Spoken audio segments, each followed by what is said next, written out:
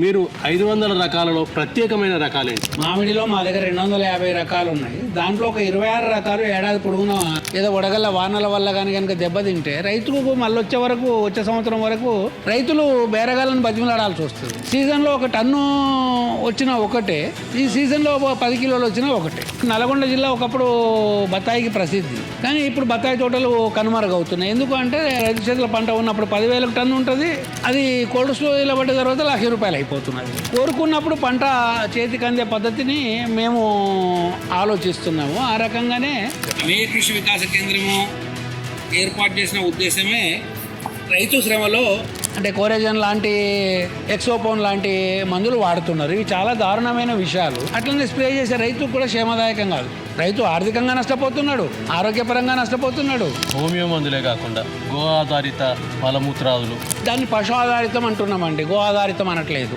నాకు ఫలితాల్లో తేడాలు ఏమీ కనబడలేదు. అంటే ఆయా వాతావరణ పరిస్థితులకు అడ్జస్ట్ అవ్వడం అనేది మనిషికి మొక్కకు ఒకటే తీరుగా ఉంటుంది. కాబట్టి మన దగ్గర పంట బ్రహ్మాండంగా వస్తున్నప్పుడు ఇక్కడ మడి కట్టుకొని కూర్చోవాల్సిన అవసరం లేదు, కొత్త పంటను సాగు చేసుకోవచ్చు. జర్నలిజం అనుభవాలు ఏంటి? జర్నలిస్ట్ అనేవాడు బాధితుడికి కుడి ఎడమల దుడ్డు కర్ర పట్టుకొని కాపలా కాయాలి అంటాడు. ఇప్పుడు జర్నలిజం అనేది దుడ్లు ఏరుకునే మార్గం అయింది తప్ప ఇప్పుడు పర్యావరణానికి హితమైంది. అన్నిటికంటే ఆక్సిజన్ ఎక్కువగా, ఇంకా అంతకంటే ఎక్కువ లాభాలు కూడా ఉండొచ్చు. ఎందుకంటే ఇప్పుడు చైనా వాళ్ళు అయితే స్టీల్కు బదులు వెదురును వాడుతున్నారు. అమెరికన్ ఆడపిల్లల స్కిన్ టోన్ ఎట్లా ఉంటుందో ఈ మామిడికాయ కలర్ కూడా అట్లనే ఉంటుంది. వాల్యూ యాడెడ్ ప్రోడక్ట్స్ పేరిట జనరల్గా మీకు నష్టపోయిన రైతులే కనబడతారు, కానీ నష్టపోయిన వ్యాపారులు ఎవరు కనపడరు. డైరెక్ట్గా మార్కెటింగ్ అంటే ఫామ్ టు ప్లేట్ ఆ వచ్చినటువంటి క్రమంలో మార్కెట్లో ధరలు అనేటివి ఉండట్లేదు. ఉండనటువంటి పరిస్థితుల్లో మనం ఏం చేయాలి అని అంటే వాల్యూ యాడెడ్ ప్రొడక్ట్స్కి హెల్త్కి ఎంత అయితే అవసరం ఉన్నది మనది అనుకున్న ప్రతి ఒక్కటి కూడా న్యాచురల్ ఫార్మింగ్ అనేది తక్కువ బడ్జెట్లో ప్రచారంలో ఉన్నది. అటువంటి అప్పుడు వచ్చినటువంటి ప్రొడక్ట్స్కి కాస్ట్ ఎందుకు ఎక్కువైతుంది? వినియోగదారుడు అమ్మో ఆర్గానిక్ ప్రొడక్ట్స్ అంటే ₹100 మేము భరించలేము, అప్పుడు నేను 1 కిలో కూరగాయలు నాకు అవసరమయ్యే దగ్గర నేను అర కేజీలో అడ్జస్ట్ అవ్వడం అనేది ఒకసారి కుదురుతుంది. కానీ మనకి ఎప్పుడైతే middle class below middle class కనుక మనం మార్కెట్ పట్టుకుంటే మీరే పండిస్తారు, మీరే అమ్ముకుంటారు, మీరే పచ్చళ్ళు తయారు చేస్తారు, మరి మిగతా వాళ్ళకి అవసరం లేదా అని. పెరుగుతున్నటువంటి జనాభాకు అనుగుణంగా ఆహార ఉత్పత్తులు వాస్తవంగా రియల్ ఎస్టేట్ పెరుగుతున్నది, వ్యవసాయం చేసే వాళ్ళు తగ్గుతున్నారు. తర్వాత తరాలు ఎవరు కూడా వ్యవసాయంలో రావడానికి ఇష్టం లేదు. డైరెక్ట్గా వాళ్ళ పంటను పండించి విలువ ఆధారిత ఉత్పత్తుల్ని తయారు చేసుకొని వాల్యూ యాడ్ చేసి మార్కెట్లోకి అమ్ముకుంటేనే రైతును కాపాడుకోవడం అనేది సామాజిక బాధ్యత, ప్రతి ఒక్కరి బాధ్యత. Welcome real talk with AK.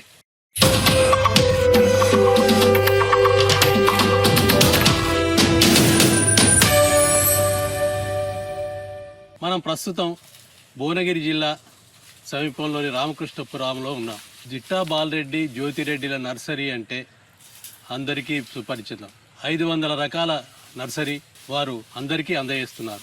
మామిడిలో సుమారు 22 రకాల మామిడి ఇక్కడ ఉన్నది. సంవత్సరం మొత్తం ఖాతా వచ్చేలా చూడాలని వారి ప్రయత్నం. వివిధ రకాల పంటలు పండించడంలో అనేక ప్రయోగాలు చేస్తున్నారు. చెట్లకు హోమియో వైద్యం అందజేస్తున్నారు. సాధారణంగా మనుషులకే హోమియో వైద్యం అంటారు, కానీ చెట్లకు కూడా హోమియో వైద్యం అందజేస్తూ అభివృద్ధి ఫలాలు అందజేస్తున్నారు. హోమియో వైద్యం వల్ల పెట్టుబడి ఖర్చులు తగ్గుతాయి. గోమూత్రము, గోపేడ ద్వారా ఒక ప్రత్యేక రసాయనం తయారు చేసి పంటలకు ఉపయోగిస్తున్నారు. ఇక్కడ పండించే పంటలు నేరుగా వినియోగదారులకే అందజేయాలనే లక్ష్యంతో జ్యోతిరెడ్డి గారు కృషి చేస్తున్నారు. వారిద్దరు మన ముందున్నారు. నమస్కారం. నమస్తే అండి. జిట్టా బాలరెడ్డి గారు జర్నలిజంలో ఆరితేరిన వారు. సాక్షి, ఆంధ్రజ్యోతి తదితర పత్రికల్లో పనిచేశారు. పత్రికలో ఉండే వ్యవసాయ విభాగానికి కూడా వారు పనిచేశారు. రామోజీ ఫిలిం సిటీలో వారు పనిచేశారు. వాటన్నిటినీ వదిలేసి ప్రజలకు వ్యవసాయం ఫలాలు అందించాలనే ఉద్దేశంతో వారు ప్రత్యేకంగా సుమారు 5 ఎకరాలలో వివిధ రకాల పంటలు పండిస్తూ నర్సరీ పెంచుతూ అందరికీ ఉపయోగకరంగా ప్రయోగాత్మక ఫలితాలు అందజేసే దిశగా కృషి చేస్తున్నారు. మీరు 500 రకాలలో ప్రత్యేకమైన రకాలేంటి? 500 రకాలలో చాలా రకాలు ప్రత్యేకమైనవి అండి. ఉదాహరణకు ఇప్పుడు మామిడి ఉందనుకోండి, మామిడిలో మా దగ్గర 250 రకాలు ఉన్నాయి. దాంట్లో ఒక 26 రకాలు ఏడాది పొడుగున కాపుకొస్తాయి. 250 రకాలు ఉన్నాయి. 250 రకాలు ఉన్నాయి. 250 రకాలు 26 రకాలు ఏడాది పొడుగున కాపుకొస్తాయి. అంటే రైతుకి ఏంటంటే మామిడి పంట అంటే వేసవి పంట. ఒకవేళ వాతావరణ పరిస్థితుల వల్ల కానీ లేదా వడగాళ్ళ వల్ల కానీ ఏదో వడగళ్ళ వానల వల్ల కానీ కనుక దెబ్బతింటే రైతుకు మళ్ళీ వచ్చే సంవత్సరం వరకు పంట అనేది ఉండదు. అట్లా కాకుండా ఏడాది పొడుగుతో కనుక వచ్చినట్టయితే ఒక పంట దెబ్బతిన్నా రెండో పంట రైతు చేతికి అందుతుంది. అందులో అందరి దగ్గర మామిడి ఉన్నప్పుడు రైతులు బేరగాళ్ళను బతిమలాడాల్సి వస్తుంది. మార్కెట్లో ధర ఉండదు. కానీ కాలంలో కాయలు వస్తే బేరగాళ్ళు రైతును బతిమలాడుకునే పరిస్థితి వస్తుంది. అట్లా రైతుకు ఎక్కువ ధర లభించే అవకాశం ఉంటుంది. ఇప్పుడు ఉదాహరణకి ఏంటంటే మా చేలోనే ఇక్కడ పండిన కాయలే 500 రూపాయలకు కేజీ బయట నుంచి వచ్చి ఇక్కడ కొనుక్కొని పోతారు. మేము బయటికి తీసుకుపోవడం కాదు, ఫామ్లోనే 500 రూపాయల కేజీ తీసుకొని పోతారు. అంటే సీజన్లో ఒక టన్ను వచ్చినా ఒకటే, ఈ సీజన్లో 10 కిలోలు వచ్చినా ఒకటే. అట్లా ఇప్పుడు ఆరెంజ్ ఉందనుకోండి, బత్తాయి ఉందనుకోండి. ఎన్ని రకాలు ఉన్నాయి బత్తాయిలో మన దగ్గర ఒక 40 రకాలు ఉన్నాయి. కానీ దాంట్లో 6 రకాలు ఎప్పుడు కాసే రకాలు. బత్తాయి ఏంటంటే సంవత్సరానికి 2 సార్లు కాపుకు వస్తుంది. సాధారణంగా రైతు ఒక పంట తీసుకున్న తర్వాత మళ్ళీ బెట్టకు పెట్టి మళ్ళీ పూత తెచ్చుకునేటట్టు చేసుకోవాలి. వర్షాలు కనుక కంటిన్యూగా వచ్చినాయి అనుకోండి, పంట బెట్టకు రాదు, పూత అనుకున్న టైంకు రాదు. అట్లా కాకుండా ఈ రకాలు ఏవైతే ఉన్నాయో మన దగ్గర ఒక 6 రకాలు ఏడాది పొడుగుతూ వస్తాయి. అంటే మనం హార్వెస్ట్ చేసే ఫ్రూట్ ఉంటుంది, అదే టైంలో పూత ఉంటుంది, మీడియం సైజు కాయ ఉంటుంది. అంటే రైతు ఎప్పుడు పంట కోసుకోవచ్చు. అంటే రేటు ఒకసారి తగ్గినా కానీ ఒకసారి రేటు పెరుగుతుంది. ఎందుకంటే నల్గొండ జిల్లా ఒకప్పుడు బత్తాయికి ప్రసిద్ధి, కానీ ఇప్పుడు బత్తాయి తోటలు కనుమరుగవుతున్నాయి. ఎందుకు అంటే గిట్టుబాటు కాకపోవడానికి రైతు చేతుల పంట ఉన్నప్పుడు 10,000 టన్ను ఉంటుంది, అది కోల్డ్ స్టోరేజ్లో పడ్డ తర్వాత 1,00,000 రూపాయలు అయిపోతున్నది. అట్లా కాకుండా ఈ పద్ధతిలో అయితే ఏదో ఒకసారి మంచి రేటు రైతుకు తగులుతుంది అన్నట్టు. అట్లనే నిమ్మ కూడా ఏడాది పొడుగుతో వచ్చే రకాలు ఒక 6 ఉన్నాయి. అట్లా అన్నిటి మీద ఏంటంటే అంటే ఎనీ టైం మనీలాగా ఏటీఎం కార్డు ఉద్యోగస్తుడు అధికారో ఏటీఎం కార్డు పెట్టుకొని అడిగిందే తడువుగా డబ్బులు తీసే పద్ధతి లాగానే కోరుకున్నప్పుడు పంట చేతికి అందే పద్ధతిని మేము ఆలోచిస్తున్నాము. ఆ రకంగానే ఆలోచించి చేస్తున్నాం అన్నట్టు. ఇప్పుడు అలనేరేడు ఉందనుకోండి, ఇప్పుడు మీ ముందు ఉంది, ఇది కొత్తగా వచ్చింది. తెల్ల నేరేడు ఉంది. దీని ప్రత్యేకత ఏంటంటే కేజీ 10 అంటారు దీన్ని. ఇది తెల్ల నేరేడు. ఇది ఫిబ్రవరి నుంచి మార్చి లోపల కాపుకు వస్తుంది. ఇప్పుడు ఆ పక్కన ఉన్నదేమో కేజీ 10 నేరేడు. అంటే కిలోకు 10 కాయలే వస్తాయి. అంటే ఫ్రూట్ సైజ్ చాలా పెద్దగా ఉంటుంది. అది అల్ల నేరేడే. అట్లా అంటే కొత్త రకాలు ఎక్కడ అందుబాటులో ఉన్నా కానీ తీసుకొచ్చేసి వాటిని మనం కల్టివేట్ చేస్తున్నాం. ఇప్పుడు అక్కడ వెనుక ఉంది బారీ 11 అనేది, బారీ 4 అనేది. ఇది బంగ్లాదేశ్కు సంబంధించిన బంగ్లాదేశ్ అగ్రికల్చర్ రీసెర్చ్ ఇన్స్టిట్యూట్ వాళ్ళు డెవలప్ చేసింది. వాటి ప్రత్యేకత అది కూడా ఏడాదికి 3 సార్లు వస్తుంది పంట. 3 సార్లు వస్తుంది. మళ్ళీ కట్ ఫ్రూట్ వెరైటీ కాబట్టి చాలా అంటే డిమాండ్ ఎక్కువ ఉంటుంది. మేయ కృషి వికాస కేంద్రము ఏర్పాటు చేసిన ఉద్దేశమే రైతు శ్రమలో మేము భాగం కావాలని. అంటే ఎప్పుడు అంటే ఒడ్డు మీద కూర్చొని ఈత గురించి మా నది వేగం గురించి మాట్లాడలేము. దాంట్లో దిగితే తప్ప లోతు అర్థం కాదు. అని వ్యవసాయ సంక్షోభం గురించి అందరూ మాట్లాడుతున్నారు, కానీ సంక్షోభ పరిష్కారము ఎవరు మాట్లాడుతున్నారు. నేను సంక్షోభ పరిష్కారం గురించి మాట్లాడాలంటే నేను అవుట్ సైడ్గా మాట్లాడడం కంటే కూడా ఒడ్డు మీద కూర్చొని మాట్లాడడం కంటే కూడా దీంట్లో దిగితేనే లోతుపాతలు తెలుస్తాయని చెప్పి దిగడం జరిగింది. దిగిన తర్వాత నాకు అర్థమైంది ఏంటంటే ప్రధానంగా రైతు దెబ్బతింటున్నది ఒకటేమో ఎరువులు, పురుగు మందులు, రెండోది విత్తనాలు. వీటిలో రైతు స్వయం సమృద్ధి సాధిస్తే తప్ప వ్యవసాయంలో నష్టాల బారిన పడకుండా గడ్డెక్కడానికి అవకాశము లేదు. మీరు చేసేది మొత్తం రసాయనిక ఎరువులు వాడకుండా చేస్తున్నారు? రసాయనిక ఎరువులు ఏ మాత్రం వాడము. పురుగు మందులు, రసాయనిక ఎరువులు వాడము.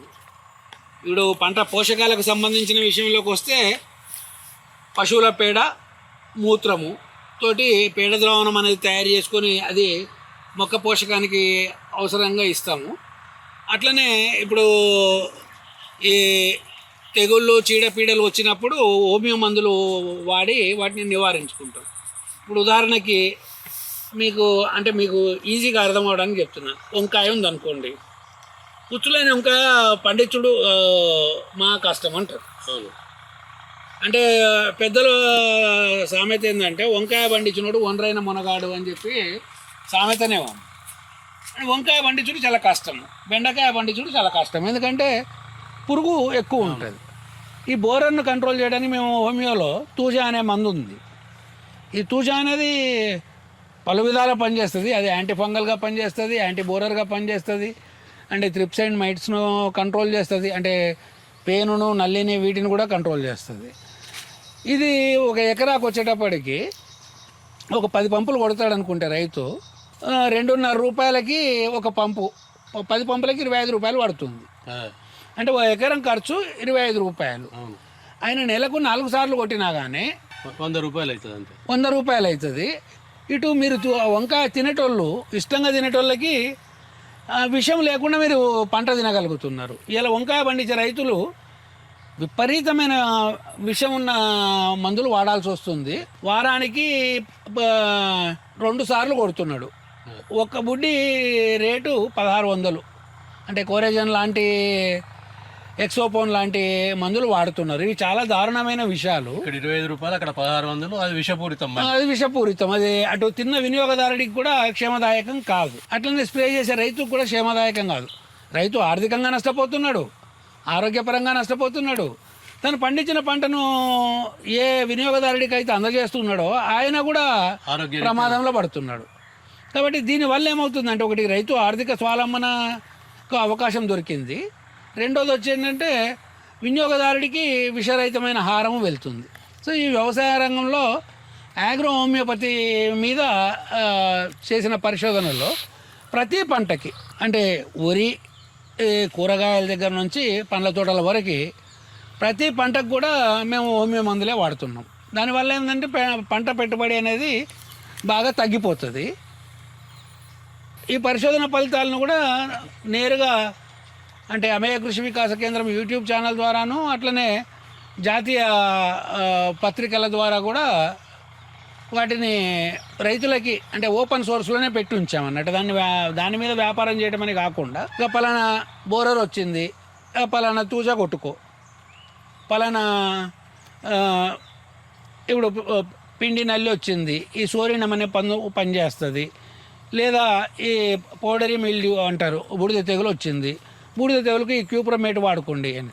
అంటే రైతు ఎవరు కూడా నా దగ్గరికి రావాల్సిన అవసరం లేదు. ఆయా పత్రికల్లో ప్రచురితమైన వ్యాసాలను కనుక చూసినట్టయితే తెగులేంటి మందేంటి అనేది పక్కనే ఉంటుంది. కాబట్టి ఆయనకి ఎక్కడ అందుబాటులో దొరికితే అక్కడ కొనుక్కొని వాడుకోవచ్చు. హోమియో మందులు అన్ని పట్టణాల్లో లభిస్తున్నాయి, అంతటా దాదాపుగా లభిస్తున్నాయి. హోమియో మందులే కాకుండా గో ఆధారిత మలమూత్రాదులు వినియోగిస్తున్నారు. మేము దాన్ని పశు ఆధారితం అంటున్నామండి, గో ఆధారితం అనట్లేదు. ఎందుకంటే ఇప్పుడు గోవును అందులో నాటు ఆవునే పెంచుకోండి, నాటు ఆవు ద్వారానే వ్యవసాయం చేయండి అని కొంతమంది చెప్తున్నారు. అంటే వాస్తవానికి ఏంటంటే, ఇప్పుడు 2 ఎకరాలు రైతు ఉన్నాడు అనుకో, 2 ఆవుల్ని పెంచుకుంటే, 2 నాటు ఆవుల్ని పెంచితే ఆవులు కాయటానికి ఒక మనిషి కావాలి. ఇవాళ రేపు కుటుంబాలన్నీ చిన్నగా అయినాయి, 2 మొగలు పని చేసుకోవాలి. ఆవులు కాసేయడానికి ఒక మనిషిని కనుక పెడితే రోజు 800 రూపాయలు కూలి దానికే పోతుంది. అది 2 లీటర్లు ఇచ్చే పాలతోటి 200 రావు. కాబట్టి ఏంటంటే రైతు నష్టపోతున్నాడు. మేమేమంటున్నామంటే, గొర్రెలు ఉన్నాయా, గొర్రె ఎరువు వాడుకోండి, మేకలు ఉన్నాయా, మేకల ఎరువు వాడుకోండి, గేదెలు ఉన్నాయా, గేదెల ఎరువు వాడుకోండి. ఇది నేను ప్రత్యక్షంగా ప్రయోగం చేసి చూసా. అంటే ఒక భాగానికేమో దేశీ ఆవు మూత్రము, ఒకదానికి జెర్సీ ఆవు మూత్రము, ఒకదానికి మేకలతో చేసిన ఎరువు, ఒకదానికి గేదెతో చేసిన ఎరువు.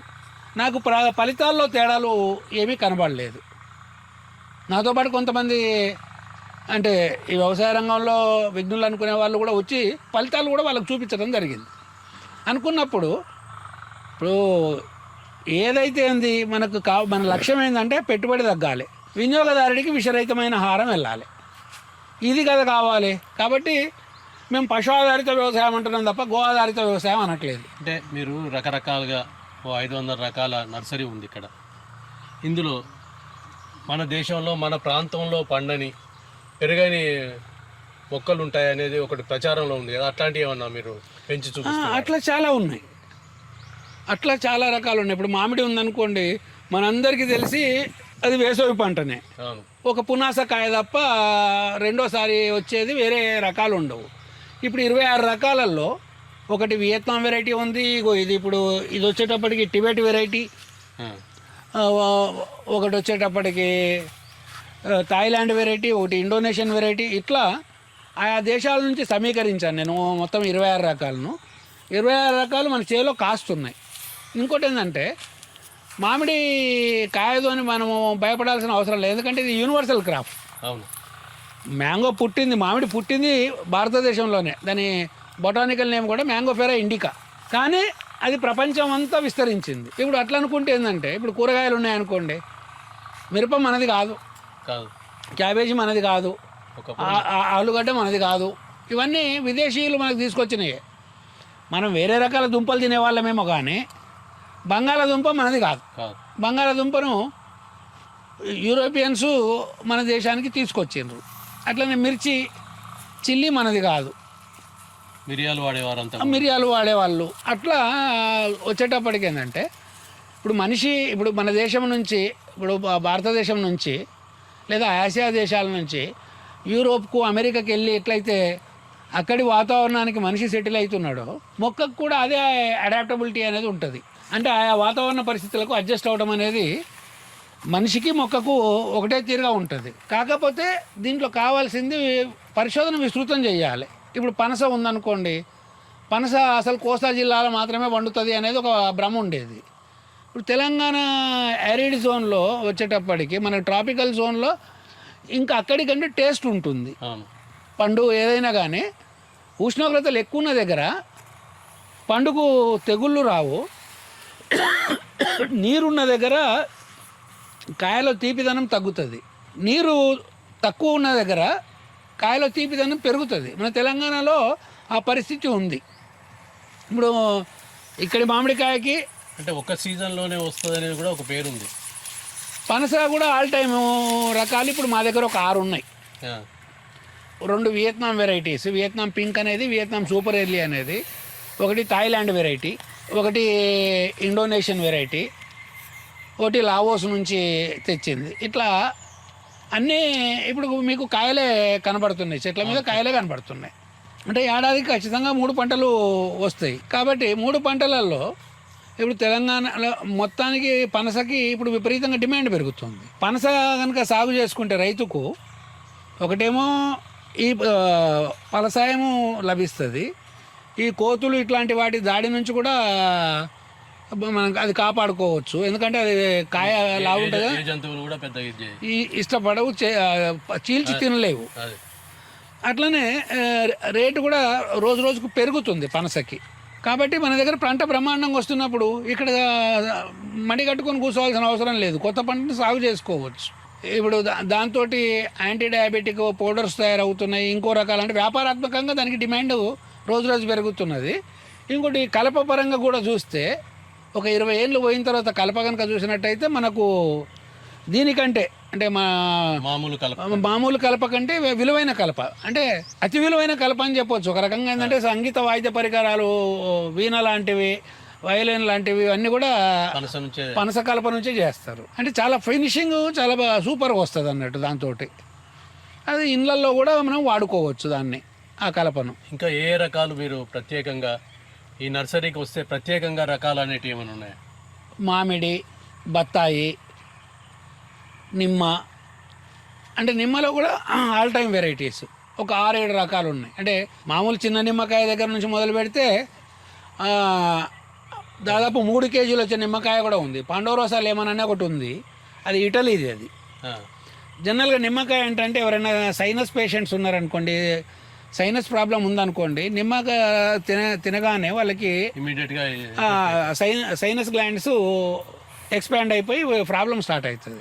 ఈ నిమ్మలో ఆ ప్రాబ్లం ఉండదు. ఈ నిమ్మను పులిహోర చేసుకొని తిన్నా, జ్యూస్ తాగినా కానీ ఆ సైనస్ గ్లాండ్స్ మీద దాని ఎఫెక్ట్ ఉండదు అన్నట్టు. అట్లనే ఇప్పుడు ఆలివ్ తీసుకొచ్చి ఆలివ్ మీద పరిశోధన చేస్తున్నాము. అవకాడో ఉంది. ఇక ఎగ్జాటిక్స్ చాలా రకాలు అంటే చాలా రకాల జామ ఉంది. ఇప్పుడు స్టార్ ఫ్రూట్లో కొత్త వెరైటీ వచ్చింది. అల్లనేరేడులో కొత్త వెరైటీ అంటే కేజీ 10 అని చెప్పి కేజీకి 10 కాయలు వచ్చే వెరైటీ. ఇట్లా చాలా రకాలు ఉన్నాయి. అంటే ఇది నిరంతరము అన్వేషణ కొనసాగుతూనే ఉంటుంది కాబట్టి ప్రతి సంవత్సరము ఒకటో రెండో కొత్త యాడ్ అవుతూనే ఉంటాయి. ఈ వ్యవసాయంలోకి రాకముందు జర్నలిజంలో ఉన్నారు. జర్నలిజం అనుభవాలు ఏంటి? జర్నలిజం మొట్టమొదట సాక్షిలో చేరారా లేకపోతే? లేదండి, మొదట వర్తమానము పత్రికల్లో చేరాను. వర్తమానంలో కొద్ది రోజులు సుబ్బరాయుడు గారి ఆధ్వర్యంలో కొద్ది రోజులు పనిచేశాను. ఆ తర్వాత రామోజీ ఫిలిం సిటీలో ఒరియా ఛానల్లో చేశాను, ఎంటర్టైన్మెంట్ వైపు చేశాను. అంటే ఒరియా మీకు ఏమన్నా? నాకు వచ్చండి, ఒరియా వచ్చు, తమిళ్ వచ్చు, కన్నడ వచ్చు, ఫ్రెంచ్ వచ్చు, ఇప్పుడు స్పానిష్ నేర్చుకుంటున్నా, ఇంగ్లీష్ వచ్చు, హిందీ ఎట్లా వచ్చు, హైదరాబాద్ వాళ్ళం కాబట్టి ఇట్లా భాషా సమస్య ఏం లేదు. నేను పాపం రామోజీ ఫిల్మ్స్లో చేసినప్పుడు ఈడెవడో వైజాగ్ రెడ్డోడై ఉంటాడు అనేది అనుకున్నారు. తెలంగాణ వాడు అంటే తెలంగాణ వాడికి వరి ఎట్లా వచ్చు అనేది లేకుండే. పాపం జర్నలిజంలో నేను శిష్యరికం చేసింది కేఎన్వై పతంజలి గారిది. కేఎన్వై పతంజలి గారు ఆయన రచనలో కూడా ఏం పేర్కొంటారంటే, జర్నలిస్ట్ అనేవాడు బాధితుడికి కుడి ఎడమల దుడ్డు కర్ర పట్టుకొని కాపలా కాయాలి అంటాడు. ఇప్పుడు జర్నలిజం అనేది దుడ్లు ఏరుకునే మార్గం అయింది తప్ప దుడ్డు కర్ర ఒకటి కాపలా కాసే కాలం పోయింది. కాబట్టి ఆ జర్నలిజానికి నమస్కారం పెట్టి వ్యవసాయంలోకి వచ్చాను. ఇంకొకటి ఏంటంటే, జర్నలిజం ఎవరైనా చేసే అవకాశం ఉంది. వ్యవసాయంలో సాధన చేయాలంటే చాలా ఓర్పు కావాలి, ఆ కష్ట నష్టాలు భరించాలి. నాతో పాటు కష్ట నష్టాలు భరించడానికి నా సహచర్య నాకు మద్దతుగా ఉంది. మేము ఇద్దరం కలిసి ప్రయోగం చేయాలనుకుంటున్నాము. ఒక రకంగా సత్ఫలితాలే సాధించినాం. ఎందుకంటే ఇప్పుడు మేము రూపొందించిన ఈ పేడ ద్రావణాన్ని కానీ, అలాగే ఇప్పుడు ప్రకృతి వ్యవసాయం విషయంలోకి వచ్చేటప్పటికి 5-10 ఎకరాలు ఉందనుకోండి, 5-10 ఎకరాలు అయితే చేయొచ్చు, కానీ 10-20 ఎకరాలు చేయటము, అంతకంటే ఎక్కువ చేయటం అనేది కష్టము అన్నారు. దానికోసం ఏంటంటే మేము ఎరువుల కుంట పద్ధతి అనేది ఒకటి తయారు చేసినాం. ఓ చిన్న చెరువు లాగానే ఎరువులు తయారు చేసి దాంట్లోకి నువ్వు ఇచ్చుకోవచ్చు. ఇక్కడ 1 HP మోటార్ ఒకటి పెట్టుకుంటే ఇక్కడ నుంచి చేసుకోవచ్చు. ఇప్పుడు 250 ఎకరాల నువ్వు 1000 ఎకరాలు చేస్తావా, చెయ్యొచ్చు. దాని ఆధారంగా ఇప్పుడు ఇది 10 × 20 × 6 దాదాపు ఏంటంటే ఇది 25 ఎకరాలకు సరిపోయే ఎరువులు ఇక్కడ తయారవుతాయి. నాకున్నది 5 ఎకరాలే. 5 ఎకరాలకు 5 సార్లు ఇచ్చినా మళ్ళీ తయారు చేసుకోవచ్చు. ఇది టార్చ్ బల్బ్ జింజర్ అండి. ఇది అల్లం జాతిలో ఒకటి. ఈ జాతి అల్లాన్ని ఔషధాల్లో వాడతారు. ఈ పువ్వులు మళ్ళీ మామూలుగా బొకేలలో వాటిలలో వాడుకోవచ్చు. ఇటు పువ్వు విలువైందే, దీంట్లో వచ్చే అల్లము విలువైందే. కాకపోతే ఆయుర్వేద వినియోగానికి సంబంధించిన వివరాలు అయితే నాకు పూర్తి స్థాయిలో తెలియవు కాబట్టి దాన్ని నేను కామెంట్ చేయలేను. కానీ వైద్య అవసరాలకు దీన్ని వాడుతున్నారు. ఇక్కడ మీరు చూసేది ఇది బిలంబి ఉసిరి అండి. దీన్ని బిలంబి ఉసిరి అంటారు, చైనా ఉసిరి అంటారు. దొండకాయలాగా పొడుగుంటుంది. దీన్ని ఊరగాయ చేసుకుంటారు, పప్పులో వేసుకుంటారు. చాలా పులుపు ఉంటుంది. మామూలు ఉసిరి కంటే కూడా పులుపు చాలా ఎక్కువ ఉంటుంది. మామూలుగా ఉసిరికాయ, అడవి ఉసిరికాయ కనుక మనం తింటే ఒగరు ఉంటుంది కదా, దీంట్లో ఒగరు కాకుండా పులుపు ఎక్కువ ఉంటుంది. ఇది పేడ ద్రావణం అండి. అంటే మన పంట పోషకాలకి వాడేది. అంటే పంట పోషకాల్లో స్థూల పోషకాలు ఏవైతే ఉంటాయో, అంటే నత్రజని, భాస్వరము, పొటాష్, వీటికి సంబంధించిందంటే రకరకాల పద్ధతుల్లో రకరకాలు వాడుతున్నారు రైతులు. ఇప్పుడు జీవామృతం వాడేవాళ్ళు జీవామృతం వాడుతున్నారు, పంచగవ్య వాడేవాళ్ళు పంచగవ్య వాడుతున్నారు. ఇప్పుడు ఇవన్నీ అన్నీ బాగానే పనిచేస్తాయి. అంటే చేసుకోవటము విషయంలోకి వచ్చేటప్పటికి ఇది దీంట్లో ఇప్పుడు జీవామృతం చేయాలంటే పేడ కావాలి, బెల్లం కావాలి, పప్పు పిండి కావాలి. ఇవన్నీ ఖర్చు పెరుగుతున్నాయి. మనం వ్యవసాయ లక్ష్యమే ఖర్చును తగ్గించాలి కదా. ఖర్చును తగ్గించడం అనేది లక్ష్యం కాబట్టి ఇందులో కేవలం పేడ, కొంత ఈస్టు లేకపోతే బియ్యం కడిగిన నీళ్ళు పోసేస్తాం అన్నట్టు. 200 లీటర్ల డ్రమ్ ఉందనుకుంటే 20 కేజీల పేడ, 20 లీటర్ల మూత్రము, మిగతా నీళ్లు పోసేసి ఒక 2 లీటర్లు బియ్యం కడిగిన నీళ్లు కానీ లేదా ఒక 50 గ్రాములు ఈస్ట్ కానీ కలిపేసుకుంటే ఇది తొందరగా ఫర్మెంట్ అయిపోతుంది. ఓ 10 రోజుల్లో ఫర్మెంట్ అయిన తర్వాత దీన్ని మొక్కలకు వాడచ్చు. వాడటం అన్నట్టు. అంటే లార్జ్ స్కేల్లో చేసుకోవడానికి అవకాశం ఉంది. ఇంకోటి ఇక్కడ మేము ఈ నిబంధనను వదిలిపెట్టినాం. అంటే కేవలం గోమూత్రము పేడ అనేది కాకుండా ఏ పేడన్నా కావచ్చు, అది గొర్రెరు కావచ్చు, మేకలెరువు కావచ్చు, అట్లనే ఈ బర్ల పెండ కావచ్చు, ఏది దొరికితే దాన్ని వాడుకోవచ్చు. రైతుకి ఏది అందుబాటులో ఉంటే దాన్ని వాడుకోవాలి. మనకు ఫలితం కావాలి, వినియోగదారుడికి విషరహితమైన ఆహారం కావాలి. మీరు కొబ్బరిలో ఎన్ని రకాల చెట్లు దాదాపు కొబ్బరిలో ఒక 11 రకాలు ఉన్నాయండి. ఇప్పుడు మనం నిలబడ్డది చెన్నంగి. అది చెన్నంగి కాకుండా మన దగ్గర మలేషియన్ డ్వార్ఫ్ ఉంది, గోదావరి గంగ ఉంది, సిలోన్ ఎల్లో ఉంది, ఫిలఫైన్స్కి సంబంధించిన మేకోపోనే ఉంది, నాముహం ఉంది, నాముహన్ ఉంది, అలాగే వియత్నాము డ్వార్ఫ్ ఉంది, అట్లనే గంగబర్ధన్, బంగ్లాదేశు బెంగాల్లో పండిస్తున్న గంగబర్ధన్ ఉంది, T35, T45 థాయిలాండ్ వెరైటీస్, అంటే థాయ్ 35, థాయ్ 45 అని. సాధారణంగా ఆంధ్ర ప్రాంతంలో ఎక్కువ కొబ్బరి కోనసీమ అంటారు కదా, అక్కడ ఉండే వెరైటీస్ ఏంటి? మీరు ప్రత్యేకత అంటే జనరల్గా మనకు ఈస్ట్ కోస్ట్ టాల్ అనేది చాలా పాపులర్ వెరైటీ అండి కోనసీమ జిల్లాల్లో. ఇప్పుడు అది క్రమంగా తగ్గిపోతుంది. ఇంకోటి ఏంటంటే చెట్లు ఎక్కి కాయ దించే వాళ్ళు దొరకట్లేదు. దానివల్ల చెట్టు పొట్టి రకాలు, అంటే చెట్టు మొదల నుంచే కాపు కాసే రకాలను రైతులు ఇష్టపడుతున్నారు సాగు చేయడానికి. అంటే ఇదైతే కనీసం ఒక 15-20 ఫీట్లు పోయే వరకు కూడా ఆఖరికి నిచ్చెన వేసుకొని అయినా గిల దించుకోవచ్చు, అంటే రైతే దించుకోవచ్చు. అదే ఈస్ట్ కోస్టాల్ అయితేనేమో అది కాపు మొదలవడమే చెట్టు బాగా పెరిగినాక మొదలవుతుంది. కాబట్టి అది కాయ దించాలంటే ఖచ్చితంగా చెట్టుకే సామర్థ్యం ఉన్న మనిషిని వెతుక్కోవాలి. కాబట్టి కాయ దింపుడు అనేది చాలా పెద్ద పని అవుతుంది అక్కడ. కాబట్టి మేము అన్నీ ఎంపిక చేసుకునేవి కూడా డ్వార్ఫ్ వెరైటీసే. అంటే 3వ ఏటికే కాపు మొదలవుతుంది, అంటే అక్కడి నుంచి ఏడాదికి ఓ ఫీట్ పెరుగుతూనే ఉంటుంది. అంటే చెట్టు మళ్ళీ ఉన్నంతలోనే ఉండి కాపు కాయటం అంటూ కాదు, అది ఎప్పుడు పెరుగుకుంటూ పోతూనే ఉంటుంది. ఏడాదికి ఒక ఫీట్ పెరుగుతుంది. అంటే 20 ఏళ్ళు పంటకాలం అనుకుందాము. 20 ఏళ్ళ తర్వాత రాముడెవడో రాకాశెవడో అని. ఇప్పుడు నేను చేస్తున్న వ్యవసాయం నా తర్వాత తరము చేస్తారో లేదో కూడా తెలియదు. 20 ఏళ్ళు అయితే మనకు భరోసాగా కాపును మనం దించుకునే పరిస్థితిలో అందుబాటులో ఉంటుంది కదా. మీరు వెదురులో చాలా రకాలుగా వెదురు కూడా, అంటే ఇప్పుడు వెదురులో ఒకటి ఏంటంటే ఇప్పుడు పర్యావరణానికి హితమైంది, అన్నిటికంటే ఆక్సిజన్ ఎక్కువగా ఉత్పత్తి చేసేది, విడుదల చేసేది వెదురు. ఇంకోటి ఏంటంటే వెదురుకు పచ్చబంగారం అనే పేరు కూడా ఉంది. ఏ మాత్రం కష్టపడకుండా కేవలం పెట్టుబడి పెట్టి, అంటే ఒకసారి నాటేటప్పుడే దానికి పెట్టుబడి, ఆ తర్వాత ఎరువు వేసేది లేదు, నీరు పోసేది లేదు, ఏం లేదు, దానంతలో అదే 60 ఏళ్ళ కాలము దిగుబడి ఇస్తుంది. 60 ఏళ్ళు. ఈరోజు వెదురును అంటే మామూలుగా గృహ అవసరాల దగ్గర నుంచి మొదలు పెడితే వ్యాపారాత్మ అవసరాల వరకు, బయోచార్జ్ చేయటం వరకు మొదలు పెడితే ఇంకా టెక్స్టైల్ ఇండస్ట్రీ వరకు కూడా వాడుతున్నారు. బ్యాంబో టవల్స్ అని వస్తున్నాయి ఇప్పుడు మార్కెట్లోకి. అంటే మిగతా వాటికంటే కూడా ఈ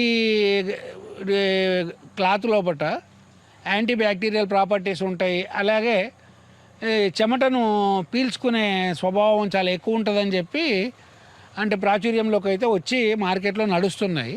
అంటే వెదురును ఎన్ని రకాలైనా వాడుకోవచ్చు. అంటే అది ఇంటి వినియోగ పద్ధతులు రకరకాలుగా, అంటే వెదురుకు 1000 లాభాలన్నారు చూసిండ్రా మా చిన్నప్పుడు పాఠంలో. అట్లా ఇంకా అంతకంటే ఎక్కువ లాభాలు కూడా ఉండొచ్చు. ఎందుకంటే ఇప్పుడు చైనా వాళ్ళు అయితే స్టీల్కి బదులు వెదురును వాడుతున్నారు. అంటే కన్స్ట్రక్షన్ లోపల స్టీల్కి బదులు బ్యాంబోను వాడుతున్నారు. అంటే వాడకం వల్ల అవసరాల రీత్యా అంత సరిపోయేంత ఉత్పత్తి ఉంటుందా? అంటే సాగు చేస్తే ఉత్పత్తి ఉంటుంది. ఇప్పుడు ఒకప్పుడు మన అడవులలో ఉండే వెదురంతా కూడా ఏ ఐటీసీ కంపెనీలకు, భద్రాచలం వాళ్ళకో లేకపోతే బల్లార్పూర్ తాపర్ వాళ్ళకో వీళ్ళకో వెళ్ళినాయి. అవును. అది ఆ వెదురు యొక్క వినియోగము వాస్తవంగా నిత్య జీవితంలో ఎట్లా ఉంటుందని ఎవరు చూసింది లేదు, ఎరిగింది లేదు. అదే. కానీ దాన్ని వాడటంలో కనుక మొదలు పెడితే ఇప్పుడు బయట దేశాల్లో ప్రధానంగా సౌత్ ఈస్ట్ ఏషియన్ కంట్రీస్లో కనుక చూసుకుంటే వెదురును వాళ్ళు అన్ని అంటే మనము లెక్క పెట్టననే రకాల్లో వాడుతున్నారు. మన దగ్గర ఇంకా అన్ని రకాలు వినియోగంలోకి రాలేదు. ఇక్కడ మేము కూడా చెప్పేది ఏంటంటే ఆబ్సెంటీ ల్యాండ్ లార్డ్స్ ఎవరైతే ఉంటారో పట్టణాల్లో చేరిపోతారు, వాళ్ళకి వ్యవసాయం భూములు ఉంటాయి, వ్యవసాయం చేసేటోళ్ళు కరువైపోతున్నారు. పంట తోటలు పెడితే దొంగల బెడద, కోతుల బెడద, పెట్టుబడులు, ఇది సమస్య. వెదురు కనుక ఒకసారి నాటేస్తే ఏడాదికి 4 ఏళ్ళ తర్వాత ఏడాదికి ఒకసారి నరుకుతారు, మళ్ళీ అదే పెరుగుతుంది. ఖచ్చితంగా అధమ పక్షంలో ఎకరాకో 1.5 లక్ష ఆదాయం అయితే వస్తుందండి.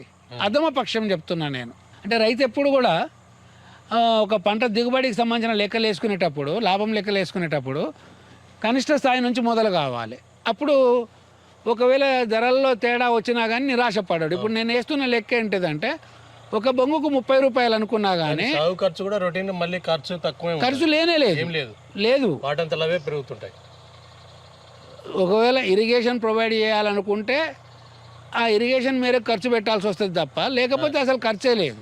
ఎగ్ ఫ్రూట్ అంటారు. ఇదేంటంటే మనము ఉడకబెట్టిన కోడిగుడ్డులో పచ్చసోన ఎట్లుంటుందో అట్లా లోపల కండ అంతా కూడా పసుపు రంగులో చాలా మృదువుగా ఉంటుంది. బలవర్ధకం కూడా, చాలా బలవర్ధకము. దీన్ని ప్రధానంగా ఫుడ్డింగ్స్లో, ఐస్ క్రీమ్స్లో, వీటిలలో కూడా వాడుతున్నారు. ఇది మన దగ్గర సాగు తక్కువనే. నేను ఈ మొక్కని ఇండోనేషియా నుంచి తీసుకొచ్చేసిన. ఇప్పుడు మీకు ఇది మొక్క ఏడాది పొడుగుతా కాస్తుంది. ఇప్పుడు మీకు ఇక్కడ మెచ్యూర్డ్ ఫ్రూట్స్ ఉన్నాయి, ఈ పక్కనే మళ్ళీ పువ్వులు ఉన్నాయి చూడండి. ఇది ఎప్పుడు కంటిన్యూ అవుతూనే ఉంటుంది. ఇంకెక్కడనో చూస్తే చిన్న కాయలు కూడా దీని మీదనే కనబడతాయి మనకు. ఇది ఏడాది పొడుగుతా కాస్తుంది. ఈ కాయ పచ్చిగున్నప్పుడేమో చట్నీకి వాడుకోవచ్చు, పండైన తర్వాత పండుగ తినవచ్చు. అంటే ఇది మన ప్రాంతందేనా? దాదాపు మన ప్రాంతందే. మన ప్రాంతంలో చాలా తక్కువ ఉంది. ఇది మనమైతే బంగ్లాదేశ్ నుంచి తీసుకొచ్చినాం మొదట. మన ఏసియాదే. ఇది అమెరికన్ బ్యూటీ, దీని పేరు ప్రత్యేకంగా అనిపిస్తుంది. ఇది మ్యాంగోలోనా? మామిడిలో ఇది ఫ్లోరిడా వెరైటీ అండి. ఫ్లోరిడా నుంచి వచ్చింది. అమెరికన్ బ్యూటీ అంటే నిజంగా ఇప్పుడు అమెరికా వాళ్ళ స్కిన్ టోన్ ఎట్లా ఉంటుందో అది మ్యాంగో టోన్ కూడా అట్లనే ఉంటుంది. దాదాపుగా కలర్ను బట్టి బహుశా దానికి ఆ పేరు పెట్టి ఉంటారేమో, అమెరికన్ బ్యూటీ అనేసి. అమెరికన్ ఆడపిల్లల స్కిన్ టోన్ ఎట్లా ఉంటుందో ఈ మామిడికాయ కలర్ కూడా అట్లనే ఉంటుంది. ఫ్రూట్ టేస్ట్ బాగుంటుంది. దాదాపు ఫ్రూట్ సైజు కేజీ వరకు వస్తుంది. వాల్యూ కూడా బాగా ఎక్కువ ఉంటుంది చాలా. అంటే ఇక్కడైతే మన దగ్గర 300 నుంచి 500 మధ్యన అమ్మినాం మనం కిలో. ఈ పై పొర తీసేస్తే లోపల ఉండే గుజ్జును వండుతారు అన్నట్టు. లోపల గుజ్జు కనుక మనం మామూలుగా వండుకుంటే మనకు బెండకాయ లాంటి రుచి వస్తుంది, మంచి పోషకాలు. దీన్ని ప్రధానంగా మనము అంటే ఈ కరువు ప్రాంతాల్లో, వానలు సరిగా కురవని ప్రాంతాల్లో వాడేది ఎందుకంటే ఎడారి ప్రాంతాల్లో పండేది. ఇది పశువుల మేతకు కూడా పనికి వస్తుంది. వేసవి కాలం పచ్చి మేత దొరకదు, ముళ్ళు ఉంటాయి కాబట్టి పశువుల మేత. ముళ్ళు ఉండవు, ఈ మట్టలో మొత్తం తినేదే కదా, కాబట్టి పశువుల మేతకు వాడతారు. ఇప్పుడు వానకాలము చలికాలం పెరుగుతుంది, ఎండాకాలం నరికేస్తే మళ్ళీ ఎండాకాలం కల్లా మళ్ళీ పెరుగుతుంది. గిట్ల పంట వేసి వదిలేసుకుంటే ఒక్క చెట్టు నరికినామంటే 4 పశువులకు సరిపోతుంది. ఇది 5 రకాల గ్రాఫ్టింగ్ చేశారు. ఏ రకాలు ఏంటి? రకాలు మనకు ఏది నచ్చితే అది కట్టుకోవచ్చు అండి. ఇది అనేది కాదు, అది మన ఛాయిస్ను బట్టి. ఇప్పుడు ఒక ఇంట్లో ఏం చెట్టు ఇది? ఇది మామూలు మామిడి చెట్టుని పెంచిన దాని మీదనే మనం ఇప్పుడు దీని మీద ఇవన్నీ ఎగ్జాటిక్ వెరైటీసే కట్టినాం దీనికి. కానీ ఈ మల్టీ గ్రాఫ్టింగ్ మొక్కల్ని కూడా మేము పెంచుతున్నాం. ఎందుకంటే ఇప్పుడు హైదరాబాద్ లాంటి చోట ఒక ఇల్లు కట్టుకుంటాడు, చిన్న ఇల్లు. ఇంట్లో ఒక మామిడి చెట్టు పెట్టుకోవడానికి అవకాశం ఉంటుంది. ఒక చెట్టు పెట్టుకుంటే ఇప్పుడు పండు చెట్టు పెట్టుకున్నాం, అది ఒక్కరికి సరిపోతుంది. ఇంట్లో కూరగాయకు కావాల్సింది, పచ్చడికి కావాల్సింది ఇంకో చెట్టు పెట్టుకోవాలంటే జాగ ఉండదు. మనం ఏం చేస్తున్నామంటే ఒక పండు, ఒక రసము, ఒక పచ్చడిది ఇట్లా కలిపి మల్టీ గ్రాఫ్టింగ్ కూడా తయారు చేసి మొక్కలు తయారు చేస్తున్నాం. ఒకే చెట్టుకు 5 రకాల 3 నుంచి 5, 6 రకాలు. ఇప్పుడు ఏది 10 కిలోలు వచ్చినా కానీ ఆ కుటుంబానికి సరిపోతుంది, కుటుంబం అవసరం తీరిపోతుంది కదా. ఒక చెట్టు పెట్టుకుంటే సరిపోతుంది వాళ్ళకి.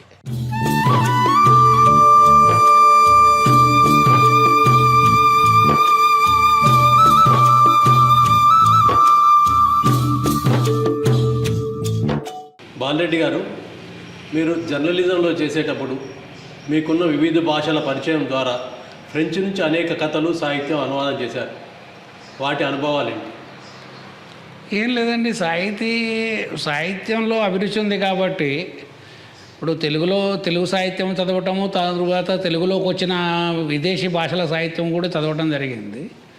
అట్లా 1 ఫ్రెంచ్ కథలు తెలుగులో చదువుకున్నప్పుడు అసలు ఫ్రెంచ్ సాహిత్యము ఫ్రెంచ్లోనే ఒరిజినల్గా చదివితే బాగుంటుంది అని చెప్పేసి నేను ఫ్రెంచ్ నేర్చుకున్నాను. ఆ నేర్చుకున్న దాన్ని సార్థకం చేసుకోవడానికి ఫ్రెంచ్లో ఇప్పుడు ముపాసా లాంటి వాళ్ళు, జీన్ పాల్ సార్త్ర్ లాంటి వాళ్ళ కథల్ని అనువాదం చేశాను. అట్లనే పాల్ ఎల్వార్ లాంటి ప్రసిద్ధ కవులు సంబంధించిన కవిత్వాన్ని కూడా అనువాదం చేయటం జరిగింది.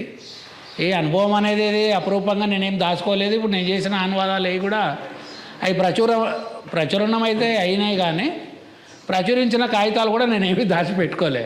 ఫ్రెంచ్లో అనువాదాలు చేశారు, వివిధ భాషల పరిచయం ద్వారా ఇంకేదైనా భాషలో చేశారు అనువాదాలు? కొన్ని ఇంగ్లీష్ నుంచి చేశాను, హిందీ నుంచి చేశాను. ఇప్పుడు ఇంగ్లీష్ అంటేనేమో మనకు చేసేవాళ్ళు చాలామంది, మనకు అంటే జర్నలిస్ట్గా ఉన్నవానికి అది తప్పని పని. పీటీఐ వార్తలు వస్తే, ఏఎన్ఐ వార్తలు, పీటీఐ వార్తలు వస్తే పీటీఐ వార్తల్ని తెలుగు చేసుకోవటం అనేది ఆ వృత్తి డెస్క్లో ఉన్న ఉద్యోగంలో భాగంగా చేసిందే. ఆ తర్వాత కొంత నచ్చిన కథలను కూడా చేయడం జరిగింది. ఇప్పుడు మార్క్ ట్వైన్ యుద్ధ ప్రార్థన అనే కథ, అంటే యుద్ధాలు ఎందుకు వస్తాయి, యుద్ధాలను ఎవరు పుట్టిస్తారు, యుద్ధాలు ఎట్లా జరుగుతాయి, యుద్ధాల వల్ల సామాన్యుడికి ఒరిగేది ఏంటి అనేది ఆయన అద్భుతంగా రాసిండు యుద్ధ ప్రార్థన కథలో. అది కూడా నాకు బాగా నచ్చి అనువాదం చేయడం జరిగింది. అనువాదం చేసినప్పుడు ఇండో పాకిస్తాన్ వారు వస్తుందేమో అనే ఒక పరిస్థితి ఒకటి వచ్చుండే 2008-9 ఆ పీరియడ్లో. అప్పుడు యుద్ధ ప్రార్థన కథను సాక్షిలో ప్రచురించడం కూడా జరిగింది. సరే, సాహితీ అభిరుచి ఉన్న వాళ్ళు మాత్రమే వాళ్ళ దృష్టికే వెళ్తుంది. సామాన్యుడి దృష్టికి సాహిత్యం చేరేంత పరిస్థితి ఇంకా మన దేశంలో రాలేదు. ఇక మౌఖిక సాహిత్యం ఎట్లా ప్రజలకు వాళ్ళ సాహిత్యం వాళ్ళకు ఉంటుంది, ఆ సాహిత్యం ఏమో చదువర్ల దగ్గరికి వెళ్ళదు, ఈ చదువర్ల సాహిత్యము వాళ్ళ దగ్గరికి వెళ్ళదు. జ్యోతిరెడ్డి గారు, మీరు బాలరెడ్డి గారి సతీమణిగా వ్యవసాయంలో సహకరిస్తున్నారు, నర్సరీలో మీకంటూ ఉన్న ప్రత్యేకతను చాటుకుంటున్నారు. వాల్యూ యాడెడ్ ప్రోడక్ట్స్ పేరిట వివిధ రకాల ఉత్పత్తులు మీరు తయారు చేసి మేలు రకమైన ఉత్పత్తుల్ని వినియోగదారులకు అందజేస్తున్నారు. అంటే మధ్యదారితనం లేకుండా అందజేస్తున్న క్రమంలో ధరలు ఎట్లా ఉంటాయి? అయితే ఇక్కడ మనము ఏదైతే పంట పండిస్తున్నామో, పంట పండించడం ఒక ఎత్తు అయితే పంటను మార్కెటింగ్ చేసుకోవడం ఒక ఎత్తు అవుతుందండి.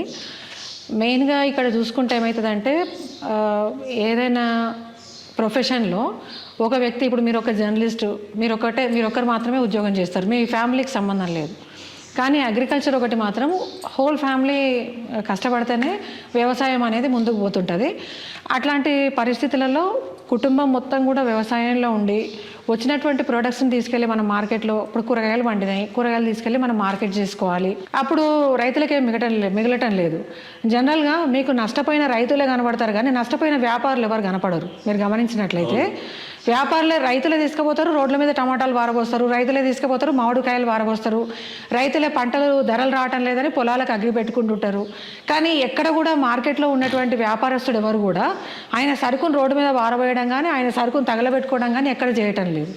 అంటే అక్కడ మెయిన్గా జరుగుతుంది ఏంటంటే, వ్యవసాయం చేసేటటువంటి వ్యవసాయదారునికి, వస్తువు ఉపయోగించుకునేటటువంటి వినియోగదారునికి మధ్యలో ఉన్నటువంటి వ్యాపారస్తుడు, మీడియేటర్ ఎవరైతే ఉన్నాడో, మీడియేటర్ని కనుక పక్కకు జరిగి వ్యవసాయం చేసే రైతే వ్యవసాయం చేస్తే వ్యాపారస్తుడిగా మారితే తప్ప ప్రస్తుతం ఉన్నటువంటి పరిస్థితులలో సమాజంలో నిలబడడం అనేది చాలా కష్టతరమైనటువంటి విషయం.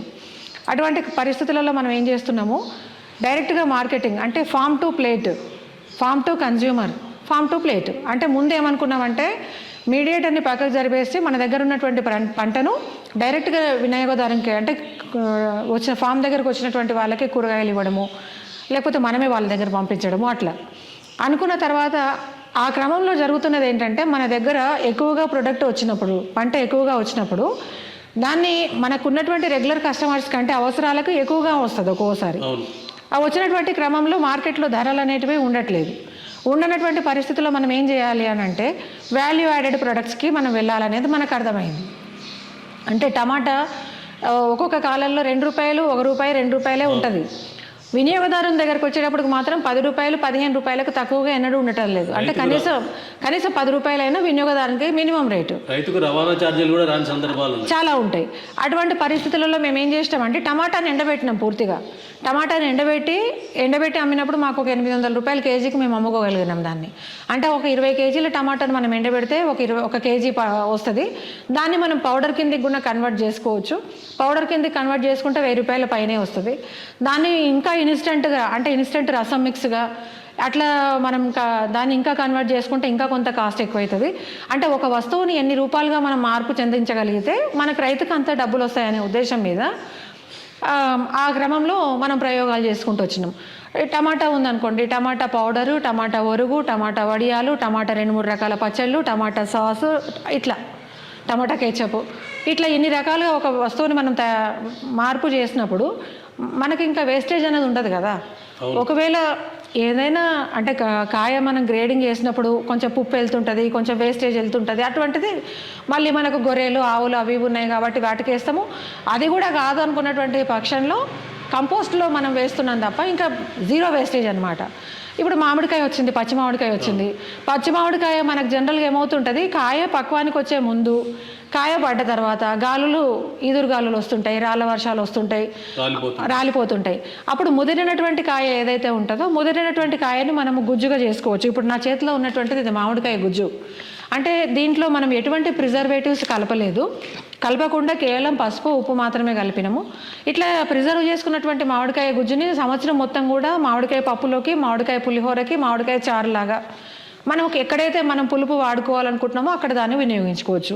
ఈ మధ్య చింతపండు అందరూ వాడటం లేదు కాబట్టి ఇన్స్టెడ్ ఆఫ్ చింతపండు మనం మామిడికాయ వాడాలన్నప్పుడు సంవత్సరం పొడవునా మనకు మామిడికాయలు దొరకవు కాబట్టి ఇట్లా చేసుకోవచ్చు. దీంట్లో మళ్ళీ మామిడికాయ గుజ్జు, మామిడికాయ పౌడరు, మామిడికాయ ఒరుగు, పచ్చి మామిడికాయల్ని అట్లా 3 రకాల ప్రొడక్ట్స్. మామిడికాయ పచ్చళ్ళలోకి వచ్చేటప్పటికి ఒక 2-3 రకాల పచ్చళ్ళు. అంటే దీంట్లో మళ్ళీ తెలంగాణ స్పెషల్ అల్లము, మనం అల్లం ఎక్కువ వేస్తాము, ఆంధ్రాలో ఆవపిండి ఎక్కువ వేస్తారు. ఈ రెండింటి కాకుండా తీపి ఆవకాయ పచ్చడి, అట్లా ఎన్ని రకాలుగా మనం రావాలి. అట్లా దగ్గర మేము ఒక రకం అనుకుంటూ మొదలుపెట్టినటువంటి వాల్యూ యాడెడ్ ప్రొడక్ట్స్ ఇప్పుడు ఒక 31 రకంగా మేము చేస్తున్నాము. 31 ప్రొడక్ట్స్ మన దగ్గర నుంచి వెళ్తున్నాయి. మనం జనరల్గా మునగాకు ఉంటుంది కదండి, మునగాకు, అది కరివేపాకు, ఇట్లా ఇవన్నీ కూడా పౌడర్స్ ఫామ్లోకి తీసుకొచ్చామన్నమాట. అంటే దీనికోసం మళ్ళీ మనం ఎకరాలకి ఏమైనా సపరేట్ పెడుతున్నామా అంటే అట్లా కాదు. మనం పొలం గట్ల చుట్టూతర మనకి ఎక్కడెక్కడైతే ప్లేస్ ఉంటుందో అక్కడ పెట్టినటువంటి ఆకుని మనం డ్రై చేసి దీంట్లో వేస్తున్నాము. దీంట్లో మళ్ళీ కరివేపాకు కూడా రెగ్యులర్గా కరివేపాకు పర్చేజ్ చేయడం ఇదంతా కొంత కష్టం ఉంటుంది ఒకటి. తర్వాత పిల్లలు కరివేపాకు మనం కూరలలో వేస్తే అందరు ఏరి పడేస్తున్నారు, దాన్ని తింటలేదు.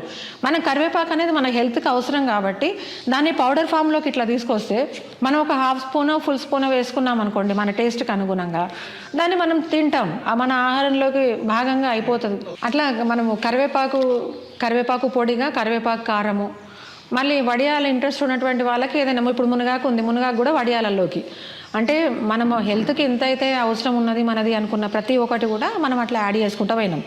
తర్వాత ఈ నిమ్మకాయలు ఉన్నాయి కదండి, మన చెట్లకు నిమ్మకాయలు కాస్తుంటాయి.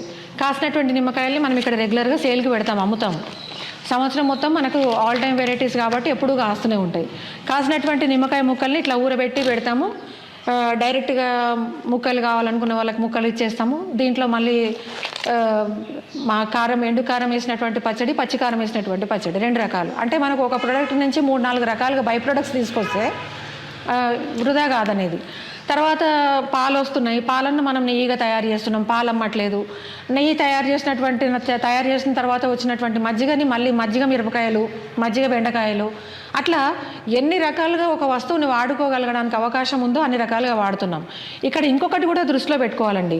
ఒకటేమో మార్కెట్ అనేది, మనకు ఆర్గానిక్ మార్కెట్ అనేది విచ్చలవిడిగా పెరిగిపోతుంది, విపరీతంగా పెరిగిపోతుంది.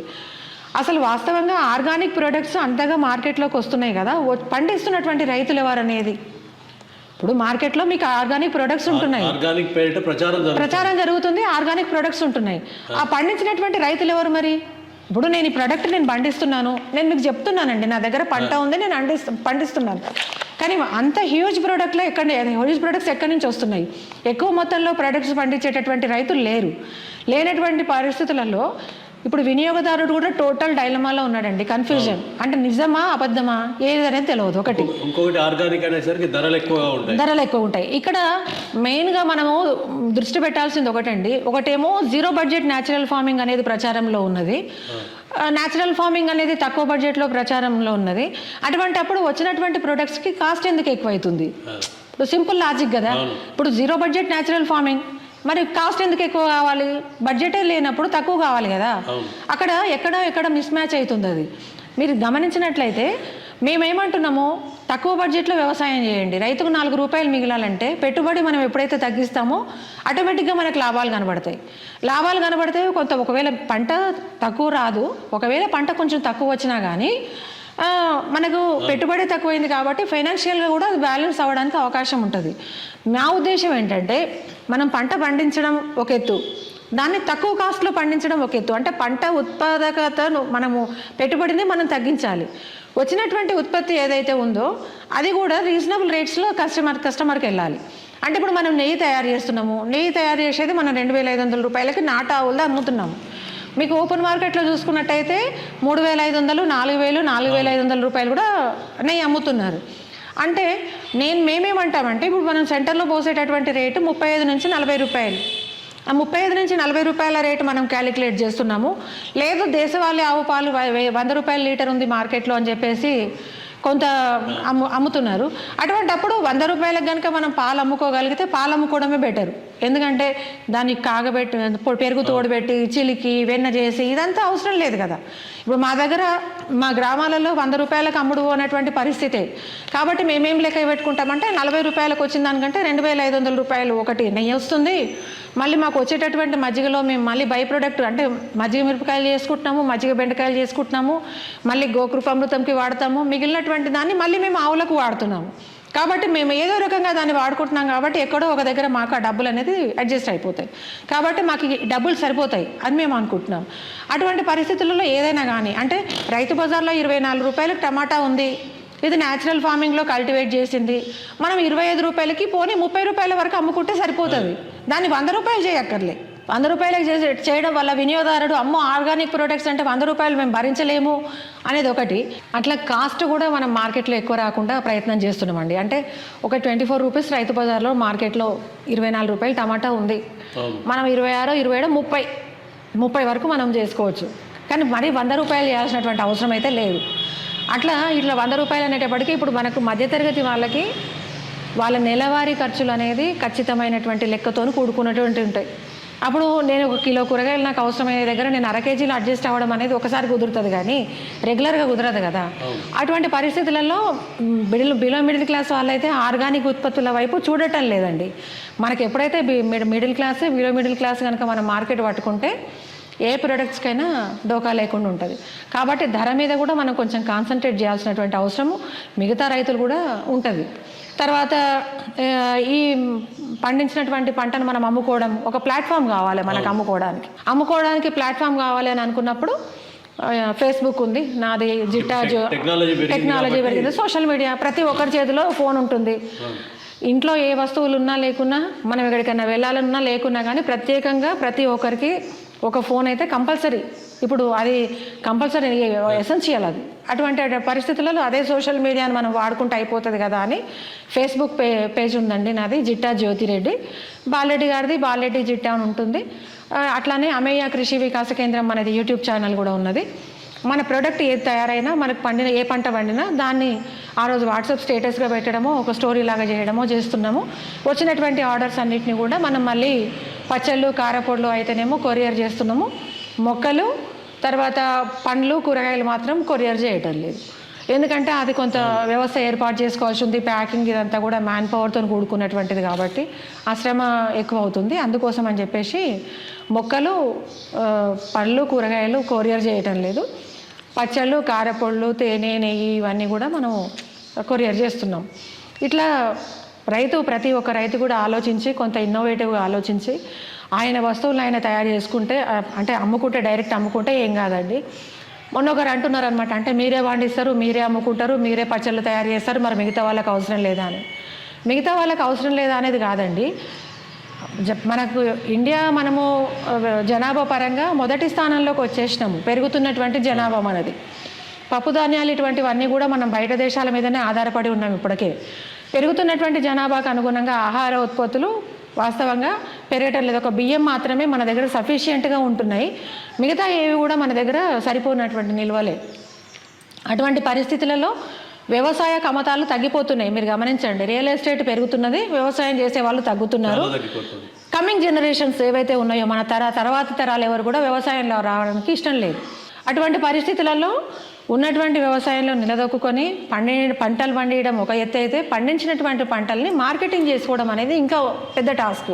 కాబట్టి కొంచెం చదువుకున్నటువంటి వాళ్ళు, సోషల్ మీడియాను ఉపయోగించుకున్నటువంటి వాళ్ళు ఎవరైనా కానీ వచ్చినటువంటి వాళ్ళు డైరెక్ట్గా వాళ్ళ పంటను పండించి విలువ ఆధారిత ఉత్పత్తుల్ని తయారు చేసుకొని వాల్యూ యాడ్ చేసి మార్కెట్లోకి అమ్ముకుంటేనే వ్యవసాయంలో ఇప్పుడు రైతు నిలదొక్కుంటాడు. ఫస్ట్ రైతును కాపాడుకోవాలి. రైతును కాపాడుకోవడం అనేది సామాజిక బాధ్యత, ప్రతి ఒక్కరి బాధ్యత. ఎందుకంటే పుట్టిన ప్రతి ఒక్కరు ఏదో కొంత చదువుకుంటున్నారు. చదువుకోకుండా కూడా అడ్డ మీదకి పోయినా కూడా ఇవాళ 1000 రూపాయలు వచ్చేటటువంటి పరిస్థితి. కానీ వ్యవసాయం చేసేటటువంటి రైతుకు కనీసం రోజుకు 1000 రూపాయలు కూడా పడటం లేదు. అటువంటి పరిస్థితులలో వ్యవసాయం ఎందుకు చేయాలి? ఇప్పుడు అది కూడా ఆలోచించాలి కదా. ఆయన వ్యవసాయం అనేది ఒక అడిక్షన్, వ్యవసాయం అనేది ఒక వ్యసనము, అదొక జీవన విధానంగా మనం ఎంచుకొని ముందుకు పోతున్నప్పుడు ఆ ఎంకరేజ్ చేయాల్సినటువంటి బాధ్యత ప్రతి ఒక్కరిది. మేము ఏమంటామంటే, పండించిన రైతులు ఉన్నారు, మీ దగ్గరలో ఉన్నటువంటి రైతుల దగ్గర మీరు వ్యవసాయ ఉత్పత్తుల్ని కొనండి. ప్రతి ఒక్కరికి కావాల్సిన అవసరాలు, నిత్యావసరాలకు కావాల్సినవి అన్నీ కూడా డైరెక్ట్ రైతుల దగ్గర కొనండి. కొంటే రైతులను ఎంకరేజ్ చేసినట్టు అవుతుంది. మీకు తక్కువ రేట్లో కూడా వస్తువులు వస్తాయి. ఎట్లా మనం ఆ రైతులను ఐడెంటిఫై చేయడం ఎట్లా అని అంటే, ఇప్పుడు సోషల్ మీడియా ఉంది కదండి. ప్రతి ఒక్కరు పండించినటువంటి ప్రతి ఒక్క పంటను మనం సోషల్ మీడియాలో పెడుతూనే ఉన్నాము. ఐడెంటిఫై చేయడం కూడా ఈజీయే. కాబట్టి ఈ మార్గంలో ప్రతి ఒక్క రైతు వెళ్తే తప్ప లేకుంటే కష్టమవుతుంది.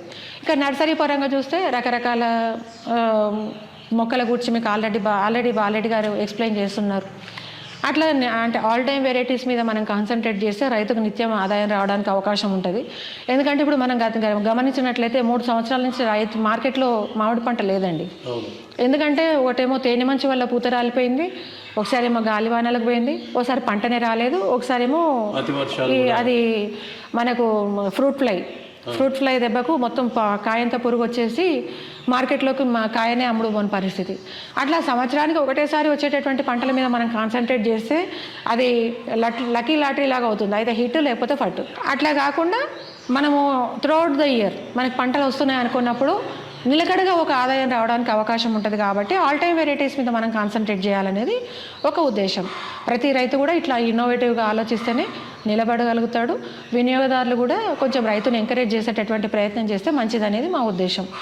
WMA చేసిన మీరు బాలరెడ్డితో గారి కలిసి వ్యవసాయం చేస్తూ వ్యవసాయ ఉత్పత్తులను చేస్తూ ఉత్తమ రైతుగా గుర్తింపు పొందారు జంట. అవునండి. దానికి సంబంధించిన వివరాలు మనకి ఇప్పుడు చాలా రకాల అవార్డ్స్ అయితే వచ్చినాయండి. అంటే మనకి మన రైతు నేస్తం వాళ్ళది 2 సార్లు వెంకయ్య నాయుడు గారితో బాలరెడ్డి గారు 2014లో తీసుకున్నారు. నేను మహిళా రైతుగా 2024లో తీసుకున్నాను. అవి కాకుండా స్టేట్ గవర్నమెంట్ అవార్డ్స్ కూడా వచ్చినాయి. రీసెంట్గా రైతు మిత్ర అవార్డు కూడా మాకు ఇద్దరికి వచ్చింది. అంటే మనం చేసేటటువంటి పనికి గుర్తింపు దొరికితే అది కొంత మనకు కూడా బూస్టింగ్ అనిపిస్తుంది కదా. మనం చేసేటటువంటి పనికి కూడా గుర్తింపు దొరికింది అనే సంతోషం కూడా ఉంటుంది. కాబట్టి అంటే ఒక ప్రోగ్రెస్ కార్డ్ లాగా మనం ఏది ఆశించకుండా మనం పని చేస్తూనే ఉంటాము. మన ప్రయాణంలో ఇటువంటివి దొరికినప్పుడు కొంత ప్రోత్సాహకాలు దొరికినప్పుడు కొంత సంతోషం అనిపిస్తుంటుంది. అట్లనే మాలాగా చేసేటటువంటి రైతులకు కూడా కొంత ఎంకరేజ్మెంట్గా ఉంటుంది. అట్లా ఈ అంటే న్యాచురల్ ఫార్మింగ్ చేయడంతో పాటు మార్కెట్లోకి వెళ్ళడం కూడా అనేది అవసరము. మిగతా రైతులందరూ కూడా కొంత గమనించి చేయండి. కన్జ్యూమర్స్ కూడా మాకు సపోర్ట్ చేస్తే మంచిదనేది మేము అనుకుంటున్నాము. ఇట్లాంటి అవకాశాలు ఇచ్చినటువంటి మీడియా మిత్రులందరికీ కూడా థ్యాంక్స్ చెప్తూ మాలాంటి రైతుల్ని ఎంకరేజ్ చేస్తున్నందుకు కృతజ్ఞతలు. రైతుల్ని మీరే రీసెర్చ్ చేయండి. అంటే ఒక ఫ్యామిలీ డాక్టర్ లాగా ఒక ఫ్యామిలీ ఫార్మర్ని ఏర్పాటు చేసుకునేటట్టయితే డాక్టర్ దగ్గరికి వెళ్ళాల్సినటువంటి అవకాశం రాదనేది మా నమ్మకం.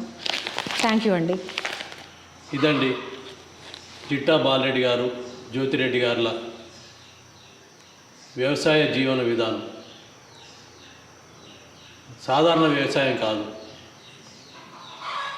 ప్రకృతి అనుగుణంగా ప్రకృతిని దగ్గరగా వారు చేస్తున్న సేద్యం అనేది ఎలాంటి పెట్టుబడులు తగ్గించే సేద్యం.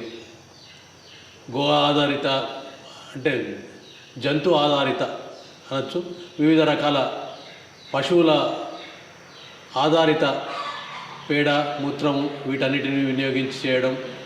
అంతేకాకుండా వివిధ దేశాలకు సంబంధించిన ఫలవృక్షాలు, ఇతర పుష్పవృక్షాలు ఇట్లాంటి అన్నిటిని వారు మనకు అందుబాటులోకి తెస్తున్నారు. వారు వాల్యూ యాడెడ్ ప్రోడక్ట్స్ కూడా మనకు అందుబాటులో తెస్తున్నారు. వారు మనకు ఈ సమయం ఇచ్చినందుకు ధన్యవాదాలు. త్వరలో మీ ముందుకు మరో ప్రముఖంతో రానున్నాం. Real talk with AK.